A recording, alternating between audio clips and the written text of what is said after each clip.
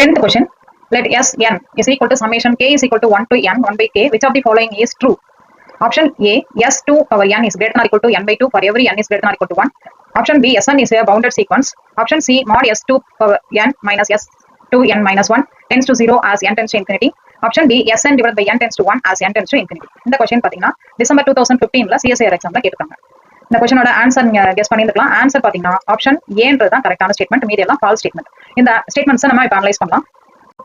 இப்ப ஆப்ஷன் ஏல இருந்து அனலைஸ் பண்ண ஆரம்பிக்கலாம். அப்ப Sn வந்து நமக்கு கொடுத்தது எப்படி கொடுத்தாங்க? Sn is equal to summation 1 to n 1 by k கொடுத்தாங்க. இப்ப ஃபர்ஸ்ட் ஆப்ஷன்ல நம்ம என்ன செக் பண்ணோம்? S2 power n is greater than or equal to n by 2 1 check பண்ணோம். அப்ப S2 power n பார்க்கணும். Sn நமக்கு இங்க என்ன கொடுத்தாங்க? Sn summation 1 to n 1 by k ன்னு கொடுத்தாங்க. இங்க n இருக்கிறதுல நமக்கு இங்க என்ன இருக்கு? 2 power n ன்னு இருக்கு. So summation 1 to 2 power n 1 by k ன்னு வரும். அப்ப இத இன்டர்வல் எழுதும்போது ஏன்னா interval is a special type of summation. அப்ப interval 1 to 2 power n 1 by x dx. நம்ம நார்மலா யூஸ் பண்ற அந்த dx by x formula log x தான். log x இந்த log x தான் நம்ம இங்க வந்து நேச்சுரல் லாக் நான் கொடுத்துருக்கேன். அப்ப log என்ன வரும்னாக்க log x அப்பர் லிமிட் நமக்கு 2 power n லோயர் லிமிட் 1. அப்ப log 2 power n minus log 1 ன்னு வரும். log 1 0. அப்ப log 2 power n மட்டும் வரும். அப்ப n log 2 ன்றது வரும். இப்ப n is greater than n by 2.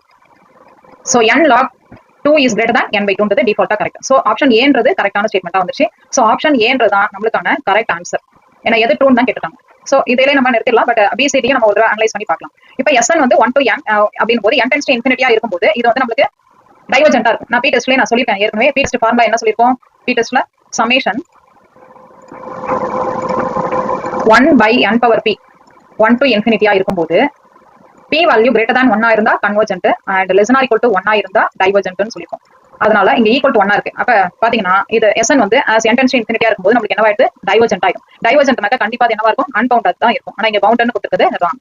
அடுத்த தேர்ட் ஆப்ஷன் பாருங்க S2n minus S2n minus 1. S2n க்கு நம்ம என்ன கண்டுபிடிச்சோம்? log 2 power n. S2n minus 1 க்கு log 2 power n minus 1. அப்ப இதுக்கு எப்படி வரும்? n log 2 minus n minus 1 log 2 ன்னு வரும். அப்ப ரெண்டுலயும் log 2 காமனா இருக்கு. log 2 காமனா இருக்கு அப்படின்னா உள்ள வந்து n minus n plus 1 ன்னு வரும். சோ n நமக்கு கேன்சல் ஆயிடும். அப்ப log 2 மட்டும் தான் நமக்கு ஆன்சரா இருக்கும். சோ log 2 வேல்யூ நமக்கு இங்க சொல்லிருக்கேன். log 2 ஓட ஆன்சர் என்னன்னு சொல்லிருக்கோம்? 0.69 என்ற ஆன்சர் நம்ம இங்க கண்டுபிடிச்சோம். சோ இந்த வேல்யூ கண்டிப்பா என்னவா இருக்க சான்ஸ் இல்ல, 0வா இருக்க சான்ஸ் இல்ல. சோ இந்த கண்டிஷன் நமக்கு ராங். அப்ப C ஆப்ஷன் நமக்கு தப்பு. அடுத்து D ஆப்ஷன் எடுத்துக்கலாம். Sn divided by n. Sn க்கு நம்ம என்னன்னு சொல்லிருக்கோம்? S2 power n க்கு log 2 power n. Sn க்கு என்ன வரப்போகுது? log n வரும். அவ்வளவுதான். S2 power n க்கு log 2 power n னா Sn க்கு log n கிடைக்கும். அப்படி பார்க்கும்போது log n divided by n வரும். as n tends to infinity இருக்கும்போது 1 by infinity tends to 0 கிடைக்கும். ஆனா வர ஆன்சர் பாருங்க n கொடுத்தாங்க 1 கொடுத்தாங்க. சோ ஆப்ஷன் D ல பாத்தீங்கன்னா இந்த ஆப்ஷன் இப்படி வருது. சோ அது மாதிரி பார்க்கும்போது இந்த ஆன்சர் தான் நமக்கு தப்பான ஆன்சர். சோ ட்ரூ ஸ்டேட்மென்ட்னு பாத்தீங்கன்னா ஆப்ஷன் A மட்டும் தான் நமக்கு ட்ரூ ஸ்டேட்மென்ட்.